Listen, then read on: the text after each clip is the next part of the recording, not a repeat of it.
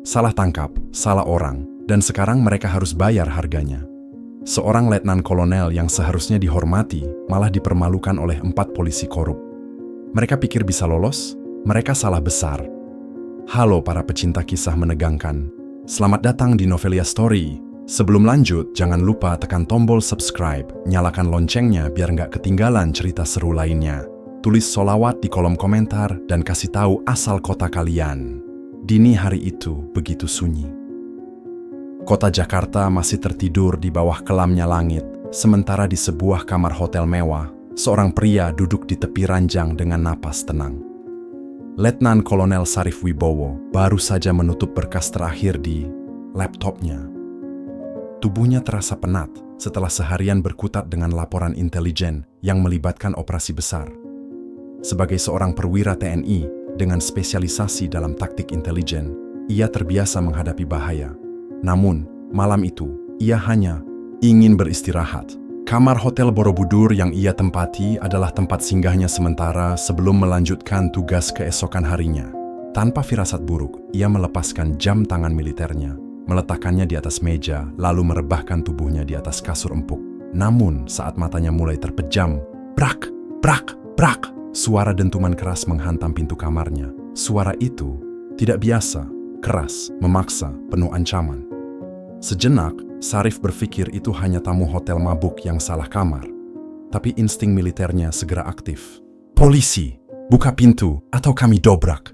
teriak seseorang di balik pintu. Suara berat, lantang, penuh arogansi. Sarif mengerutkan dahi. Polisi? Tengah malam seperti ini, tanpa pemberitahuan. Ada sesuatu yang tidak beres. Dengan gerakan cepat, tapi tetap tenang, ia duduk di ranjang, meraih ponselnya, lalu melirik ke arah meja tempat pistolnya biasa disimpan. Tapi ia ingat, ia tidak membawanya malam ini. Hanya ponsel dan beberapa berkas intelijen di dalam tasnya. Dari balik pintu, suara itu kembali menggelegar. "Kami tahu lu di dalam, buka pintunya sekarang juga." Jantung Sarif berdegup cepat, tapi wajahnya tetap dingin. Tangannya meraih ponselnya, bersiap menghubungi seseorang, namun sebelum ia sempat mengetik, beruak, pintu itu jebol. 4 pria berbadan tegap langsung menerobos masuk. Mereka berpakaian preman, kaos ketat, jaket kulit, dan celana jeans. Mata mereka liar, seperti serigala yang mencium bau darah. Salah satu dari mereka, pria bertubuh besar dengan kepala plontos, langsung menunjuk ke arah Sarif dengan tatapan menantang. "Kamu tersangka narkoba, serahkan barang bukti sekarang." Suaranya berat, penuh tekanan. Sarif tidak langsung merespons. Matanya hanya menyapu ke 4 pria itu satu persatu. Ia membaca bahasa tubuh mereka, tegang, arogan, dan tidak terlatih dalam disiplin polisi sesungguhnya. Gerakan mereka kasar, lebih mirip geng jalanan ketimbang aparat hukum. Dengan tetap duduk di tepi ranjang, Sarif akhirnya angkat bicara. "Mana surat perintah kalian?" Suaranya datar, namun memiliki ketajaman yang membuat udara di kamar itu seketika terasa lebih dingin. Para polisi itu tertawa mengejek. Pria yang tadi berbicara, yang belakangan diketahui bernama Bribka Tony, melangkah mendekat, tangannya menyentuh pinggangnya, seolah hendak menunjukkan senjata api yang terselip di balik jaketnya. "Lu pikir kita bocah baru? Surat perintah itu urusan nanti. Sekarang diem, kita geledah dulu." Sarif tidak bergerak. Matanya menatap tajam ke arah Bribka Tony, membuat pria itu sedikit ragu. Namun, keangkuhannya lebih besar daripada akalnya. Ia menoleh ke anak buahnya. "Hajar tempat ini, gua nggak mau ada yang ketinggalan." Tanpa menunggu perintah kedua, 3 polisi lainnya langsung berhamburan ke setiap sudut kamar. Salah satu dari mereka, seorang pria dengan tato di lengannya, merobek koper milik Sarif dan mulai mengacak-acak isinya. Baju-baju dilemparkan ke lantai, dokumen-dokumen digeletakkan sembarangan. Seorang lagi membuka laci meja, mengambil dompet, dan barang-barang pribadi Sarif, memeriksanya tanpa izin. "Mana narkobanya, hah?" bentak pria ketiga, yang ternyata bernama Aibda Miko, sambil membanting meja kecil ke lantai hingga lampu di atasnya bergoyang. Sarif masih tetap duduk diam. Tatapannya tak berubah, tetap tajam dan menusuk. Ia paham situasi ini. Bukan soal narkoba, ini adalah jebakan. Sebuah permainan kotor yang sering dilakukan oleh polisi-polisi busuk untuk menjebak target mereka, lalu menuntut uang damai agar kasusnya tidak naik ke meja hijau. "Lu tenang banget ya, Bang." Tony mendekat, menempelkan wajahnya ke arah Sarif. "Apa karena lu udah biasa transaksi jadi nggak takut?" Sarif tidak bereaksi. Namun dalam hati, ia tahu satu hal. Mereka baru saja memilih musuh yang salah. Setelah hampir setengah jam mengobrak-abrik seluruh kamar, mereka tidak menemukan apapun. Tidak ada narkoba, tidak ada barang bukti yang bisa dijadikan alasan untuk menangkap Sarif. Salah satu dari mereka bahkan terlihat mulai panik. "Tony, kita nggak nemu apa-apa." Suara seorang anak buahnya bergetar. Tony menghela napas kasar, lalu menatap Sarif dengan penuh amarah. "Kayaknya salah info," gumamnya, mencoba menyelamatkan muka. Namun, yang paling menjengkelkan bukanlah fakta bahwa mereka salah, melainkan cara mereka menghadapinya. Tanpa sepatah kata permintaan maaf, tanpa upaya untuk memperbaiki kerusakan yang mereka buat, mereka malah bersiap untuk pergi begitu saja. Sarif memandangi kamar yang kini hancur berantakan. Kasur tergulung, baju berserakan, meja pecah, dan beberapa dokumen pentingnya bahkan ada yang terinjak oleh sepatu para polisi itu. Gitu aja? Akhirnya Sarif bicara. Tony menoleh dengan wajah sinis. "Kenapa? Lu mau lapor? Ke siapa? Ke teman-teman gua yang lain?" Ia tertawa, diikuti oleh anak buahnya, Sarif. Mengertakkan gigi. Kemarahannya sudah mencapai puncak, tapi ia tahu ini bukan saat yang tepat. Mereka pergi meninggalkan kamar yang porak-poranda, dengan suara tawa yang masih terdengar di lorong hotel. Saat suara langkah kaki mereka menghilang, Sarif mengambil napas panjang, mencoba menenangkan diri. Tapi ini belum selesai. Tidak akan selesai begitu saja. Saat itu juga, Sarif meraih ponselnya dan menekan nomor atasannya. "Komandan, saya baru saja mengalami pelecehan oleh 4 polisi korup. Saya ingin bertemu. Sekarang." Suaranya dingin, penuh dendam yang membara. Di luar kamar hotelnya yang hancur, malam Jakarta tetap sunyi. Tapi di dalam hati Letnan Kolonel Sarif Wibowo, badai telah lahir. Dan badai itu akan segera menghancurkan mereka yang telah melecehkan harga dirinya. Sarif berdiri tegap di hadapan meja besar yang dikelilingi oleh petinggi Kodam Jaya. Sorot matanya dingin, menahan amarah yang membara di dalam dadanya. Di seberang meja, duduk beberapa perwira tinggi TNI, dan di sisi lain, seorang perwakilan dari Polda Metro Jaya, seorang komisaris bernama Dimas. "Saya ingin tahu," suara Sarif terdengar tenang tapi tajam. "Bagaimana mungkin 4 polisi masuk ke kamar seorang perwira TNI tanpa surat perintah, melakukan penggeledahan tanpa dasar, dan setelah tidak menemukan apapun, pergi begitu saja tanpa permintaan maaf?" Dimas, yang sejak tadi mengusap dahinya dengan gelisah, menarik napas panjang sebelum menjawab. "Kami sudah menerima laporan, Letkol Sarif, dan saya ingin menyampaikan permintaan maaf atas kesalahan prosedur yang terjadi." Sarif tertawa kecil. "Permintaan maaf? Apakah itu cukup untuk harga diri yang diinjak-injak?" Komandan Kodam Jaya, Brigadir Jenderal Suryo, menatap Dimas dengan tajam. "Bagaimana mungkin kejadian seperti ini bisa terjadi? Apakah ini kesalahan individu, atau ada praktik yang lebih besar yang sedang berjalan?"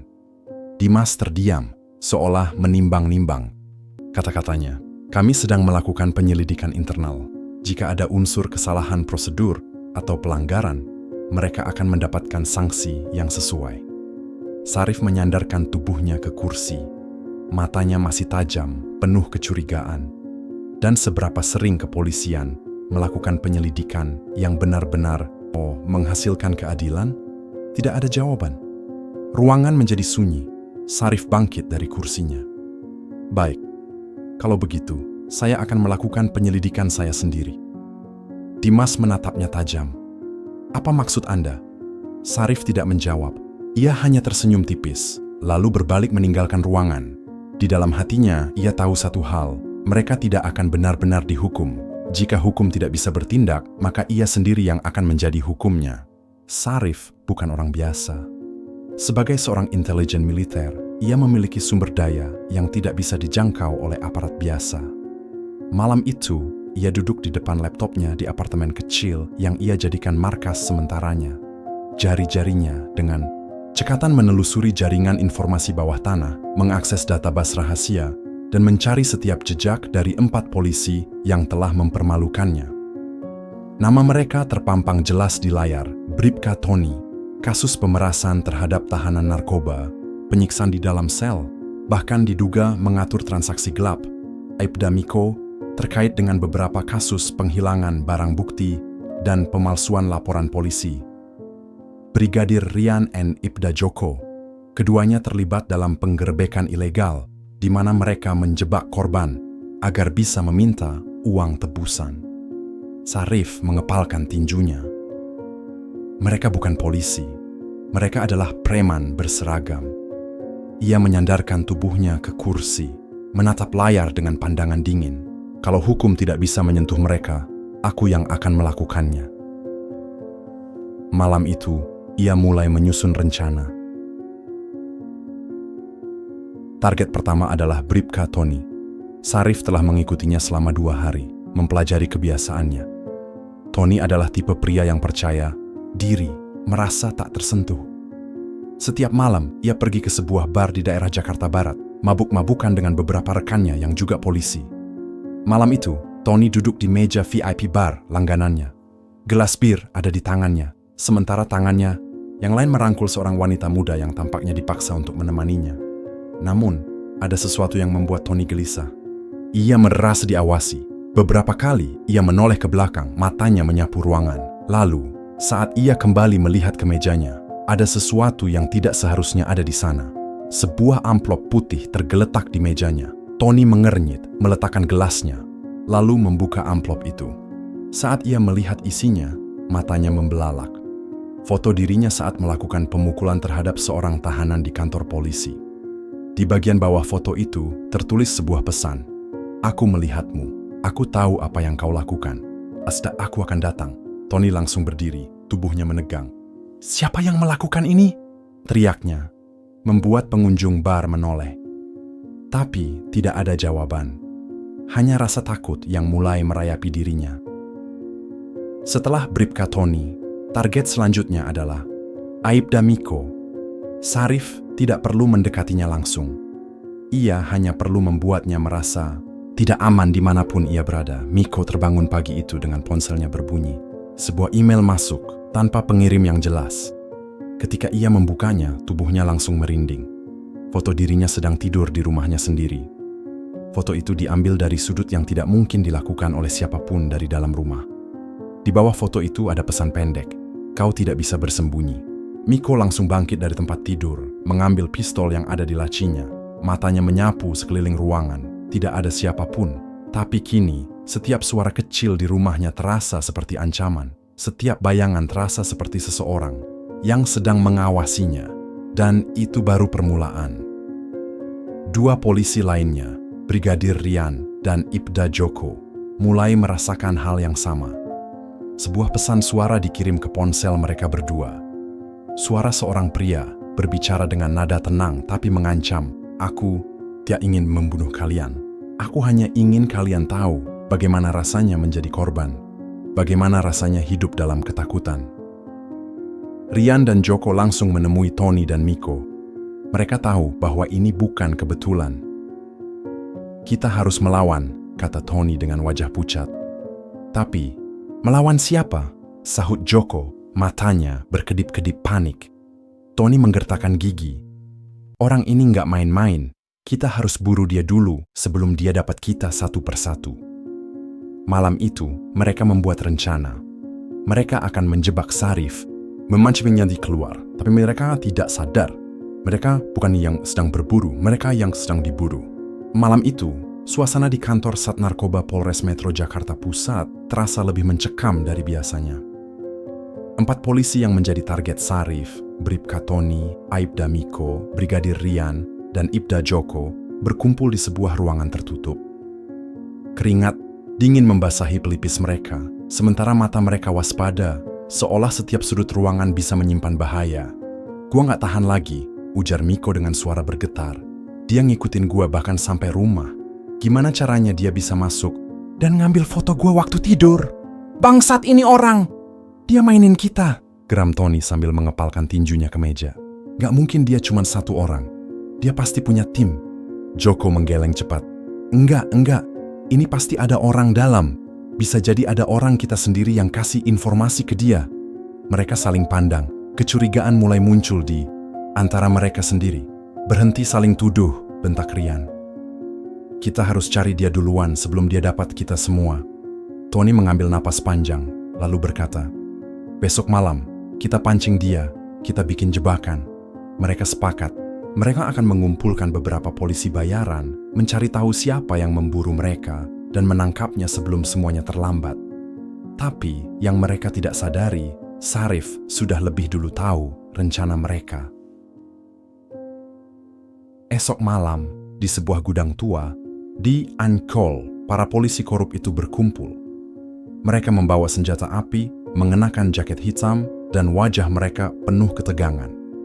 5 polisi bayaran yang mereka rekrut berdiri di sudut ruangan, mata mereka tajam, berjaga jika sesuatu terjadi. Miko, mondar-mandir, kepalanya terus menoleh ke arah bayangan di sekitar gudang. Dia akan datang, kan? Suaranya sedikit bergetar. Pasti, jawab Tony yakin. Orang ini main dengan pola, dia mau kita ketakutan. Tapi kali ini, kita yang bakal balikin keadaan.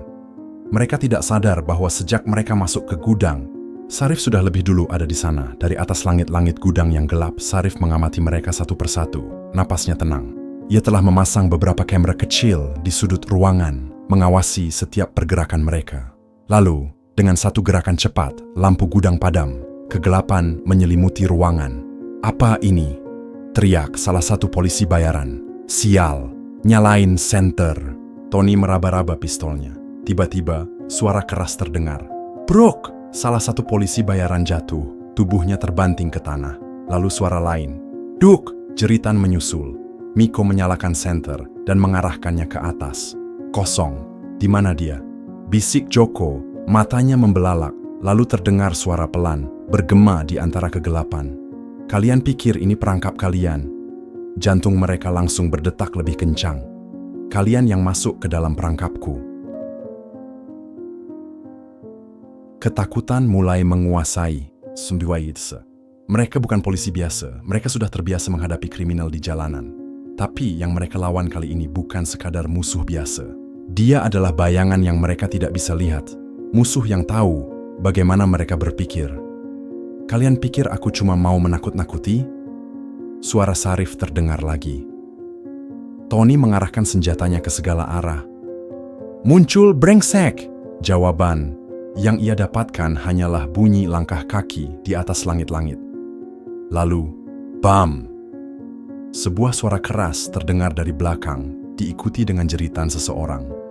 Saat mereka menoleh, tubuh salah satu polisi bayaran sudah tergantung di salah satu pilar gudang, terikat dengan tali, wajahnya membiru. Bajingan! Dia mati! Jerit Ryan. Sial! Keluar dari sini! Miko panik, mulai berlari ke arah pintu. Tapi sebelum dia bisa mencapai pintu keluar, sesuatu melayang ke arahnya. Sebuah flashbang. Blar! Ledakan cahaya membuat mereka semua jatuh ke tanah. Mata berkunang-kunang. Saat mereka bangkit lagi, sesuatu sudah berubah. Mereka tidak lagi berempat. Tony menghilang. Tony tersadar. Tubuhnya terasa sakit. Saat ia membuka mata, ia menyadari bahwa ia sudah tidak berada di gudang lagi. Ia kini terikat di sebuah kursi, di dalam sebuah ruangan yang remang-remang. Di depannya, sosok yang selama ini menghantuinya berdiri, Sarif Wibowo. Mata Sarif dingin, penuh kebencian. Kau menikmati waktu-waktumu sebagai preman berseragam, Tony. Tony berusaha menggerakkan tangannya, tapi tali yang mengikatnya terlalu kuat. Dengar, kita bisa bicarakan ini. Sarif tidak menjawab. Ia mengambil sesuatu dari saku bajunya, sebuah ponsel. Ia menekan beberapa tombol, lalu meletakkan ponsel itu di depan Tony. Layar ponsel menampilkan video penyiksaan tahanan di kantor polisi. Salah satu tahanan yang mereka siksa terlihat merintih kesakitan. Wajahnya penuh lebam, sementara Tony dan kawan-kawannya tertawa di latar belakang. Sarif menatapnya tajam. Bagaimana rasanya sekarang? Tony terdiam. Untuk pertama kalinya dalam hidupnya, ia benar-benar merasa takut. Sementara itu, di gudang Ancol, Ryan, Miko, dan Joko sudah kehilangan akal. Mereka tidak bisa melihat Sarif, mereka tidak bisa melawan. Lalu, siren terdengar dari kejauhan. Beberapa mobil polisi berhenti di depan gudang. Propam datang. Dari dalam, Mobil Inspektur Dimas turun, diikuti dengan beberapa polisi bersenjata lengkap. Miko, yang sudah putus asa, langsung mengangkat tangan. "Tolong, dia ada di sini." Dimas menatapnya tajam.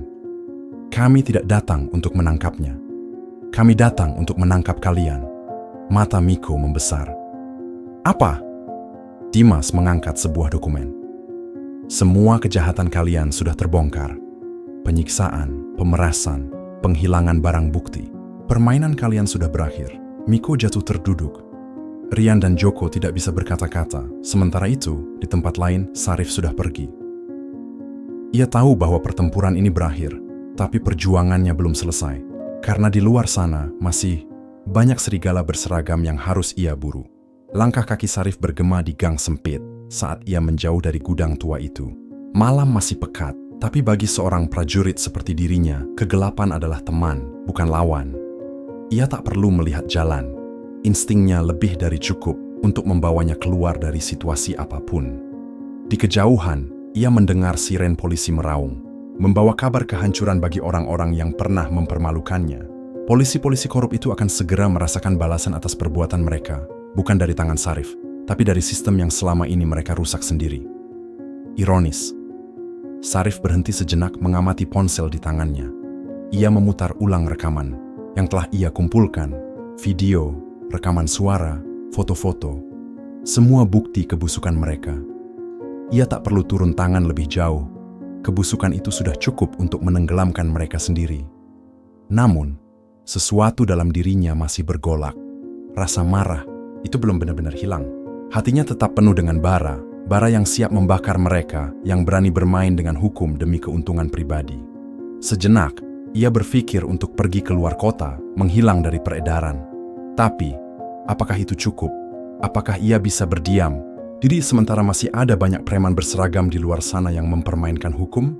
Di tempat lain, Inspektur Dimas mengamati anak buahnya memborgol para polisi korup. Wajahnya tanpa ekspresi, tapi di dalam hatinya ada kegelisahan. Ia sudah lama tahu bahwa institusinya busuk. Sudah lama ia berjuang membersihkan satu persatu sampah yang merusak kehormatan kepolisian. Tapi malam ini, semuanya terasa berbeda. Ia mendekati Miko yang masih terduduk, wajahnya pucat. "Kalian pikir kalian bisa lolos terus? Kalian pikir tidak ada yang memperhatikan?" Miko menatapnya dengan nanar, tidak punya kata-kata untuk membela diri. Dimas menarik napas dalam. "Ini bukan hanya tentang kalian berempat, ini tentang semua orang yang selama ini mempermainkan hukum demi kepentingan pribadi. Dan aku janji, aku akan memburu mereka satu persatu." Salah satu anak buahnya menghampiri. "Pak, Sarif Wibowo tidak ada di lokasi." Dimas tersenyum tipis. "Tentu saja tidak. Dia bukan orang yang bisa kita tangkap dengan mudah." Di dalam hatinya, ia tahu bahwa Sarif bukan sekadar korban salah tangkap. Sarif adalah seseorang yang lahir dari sistem yang korup ini. Seseorang yang memutuskan untuk melawan dengan caranya sendiri. Dan Dimas harus memutuskan, apakah ia akan memburu Sarif atau membiarkannya tetap berada di luar sana, menjadi algojo. Di dalam bayangan, sementara itu Sarif berdiri di atas sebuah gedung tinggi, menatap kota yang gemerlap di bawahnya. Jakarta tampak damai dari atas sini, seolah tidak ada kejahatan, tidak ada korupsi, tidak ada ketidakadilan. Tapi ia tahu itu semua hanya ilusi. Di bawah sana, di jalan-jalan gelap yang tak terpantau kamera, di balik pintu kantor yang tertutup rapat, para tikus masih berkeliaran, merusak apa yang tersisa dari sistem ini. Ia menggenggam ponselnya erat. Semua bukti yang ia kumpulkan telah ia kirimkan ke beberapa media dan pihak berwenang. Ia tahu bahwa besok pagi, nama-nama polisi itu akan menjadi berita utama. Mereka tidak akan punya tempat untuk bersembunyi, tapi apakah itu cukup? Sarif menutup matanya, mengingat malam di Hotel Borobudur, saat 4 orang itu menyeretnya, menggeledah barang-barangnya tanpa bukti, tanpa rasa hormat. Ia ingat bagaimana amarahnya membakar, bagaimana ia ingin membalas dengan cara yang lebih brutal. Lalu ia ingat wajah orang-orang yang selama ini menjadi korban mereka, warga sipil biasa yang tidak punya kekuatan untuk melawan, yang diperas, dipukuli, dijebloskan ke penjara tanpa alasan. Ia sadar, ini bukan lagi hanya tentang dirinya, ini tentang sesuatu yang lebih besar, dan ia harus memutuskan, apakah ia akan terus berburu, Ataukah ia akan berhenti di sini? Di kantor kepolisian, berita tentang penangkapan polisi-polisi korup menyebar dengan cepat. Beberapa perwira senior menunduk diam, beberapa berpura-pura tidak tahu, dan yang lainnya mulai mencari cara untuk menyelamatkan diri. Di layar TV, wajah Tony, Miko, Rian, dan Joko terpampang jelas ditangkap oleh Propam. Tapi semua orang tahu ini hanyalah sebagian kecil dari masalah yang lebih besar. Seorang perwira senior berbicara kepada bawahannya. Kasus ini akan mereda dalam beberapa minggu. Lalu kita bisa lanjut seperti biasa. Bawahannya menelan ludah. Tapi, Pak, bagaimana kalau orang itu masih di luar sana? Perwira itu tersenyum tipis. Kalau dia memang masih di luar sana, ima cepat atau selambat dia juga akan tersapu. Dan karena ada yang bisa melawan sistem ini sendirian. Mereka tidak tahu bahwa Sarif mendengar percakapan itu dari kejauhan. Ia tersenyum sinis. Mereka pikir mereka aman, mereka pikir semuanya akan kembali seperti semula, tapi mereka salah. Malam kembali turun di Jakarta. Di sebuah gang gelap, seorang lelaki dengan jaket hitam berjalan tanpa suara. Langkahnya ringan, hampir tak terdengar. Ia tidak lagi seorang prajurit dengan seragam, tidak lagi seorang korban salah tangkap. Ia telah menjadi sesuatu yang lebih dari itu. Ia telah menjadi bayangan yang menghantui mereka yang merasa kebal hukum. Ponselnya bergetar. Pesan masuk. Sebuah nama muncul di layar. Salah satu perwira tinggi yang selama ini melindungi para polisi korup. Sarif membaca pesan itu, lalu tersenyum. Pekerjaannya belum selesai. Dunia ini tidak akan berubah dengan sendirinya. Ia memasukkan ponselnya ke dalam saku, lalu menghilang dalam gelap. Malam masih panjang, dan perburuannya baru saja dimulai. Akhir kata, jangan lupa like, komen, dan subscribe Novelia Story. Solawat di kolom komentar biar kita semua dalam lindungannya. Sampai jumpa di cerita berikutnya.